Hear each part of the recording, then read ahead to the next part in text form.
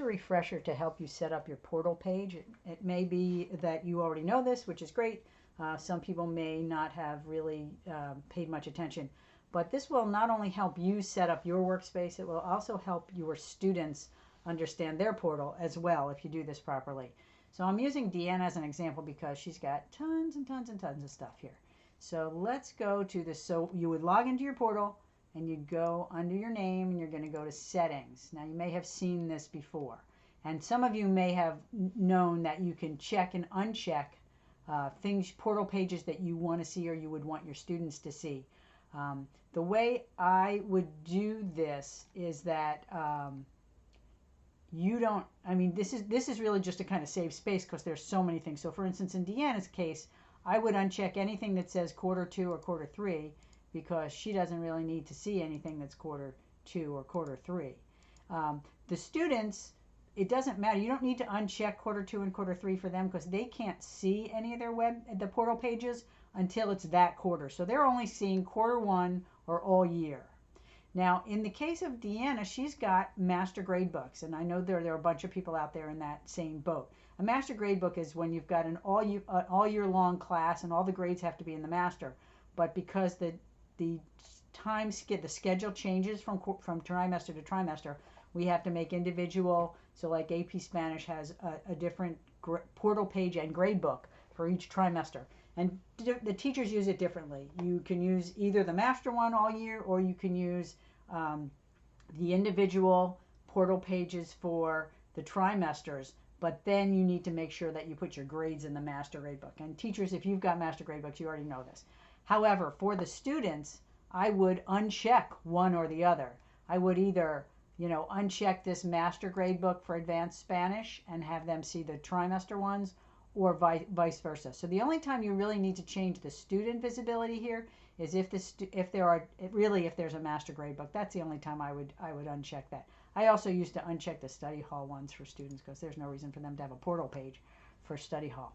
So that's part of that will hopefully reduce space here. So let me just show you this. If you click OK once you make your change, and we go back to this main page, now she's got a whole lot less here to deal with. But there's even more to this page, and let's go back and look at it again. The other thing that's really important are these display names. Now, on the student schedules, on all of the schedules, what shows up is the course description, and that's not always easy to see or understand. And it's not even this course name. So, for instance, for students, it's going to say intermediate because the course, what shows up on the report cards is a course description, and that also shows up on the student schedules. So let's use this intermediate Spanish for an example. Deanna's got 2 sections of intermediate Spanish. So, and any teacher that teaches more than one section of something needs to put a different name in here, or you can't tell which class it is. So I'm just going to use a color because that's easy. I know teachers use whatever they want. So I'm just going to say here, I'm going to say int blue for this one. And this one I'm going to say int green. Now when Deanna's looking at her schedule, she'll know which sections are where because one's blue and one's green. And she knows int means int Spanish. She doesn't need to know any more than that.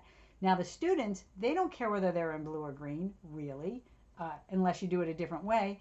But really for the student, all you have to do is call it Spanish, because they know what Spanish class they're in. And that just makes it easier. Now understand that there's only so many characters that the students see. So let's just look at this one for now. If I click OK here, and we go back and we take a look at the schedule, now you're going to see that now Deanna can see which intermediate class she's got when, because that's in there. Now, if you look at here, advanced still says advanced. Now for Deanna, that may not matter. Maybe she only teaches it, in one place, but the students see advanced. They might have advanced something else. So it makes much more sense to change the name to Spanish for the students. Once again, I'm just looking at the teacher's calendar. But just to go back to this again one last time, right? Remember that anything in this column makes it easy for the teacher to identify, and anything here makes it easy for the student to identify. So you really might want to change make sure that the names that your student sees makes sense for your course or for whatever you're doing. Now the other thing about this, let's go up to the grade books. And you can do the same thing for the grade books. If you go to settings and then grade books, you can check and uncheck any of the grade books you don't want to see in that huge list. So if we uncheck all these quarters, quarter 2, quarter 3, all the quarter ones, and say save, when you go up here, you're only going to see the ones you need for trimester 1. Now the other thing to note is since we changed that name in the portal, it changes it up here in the gradebook too, so it makes your life easier there as well.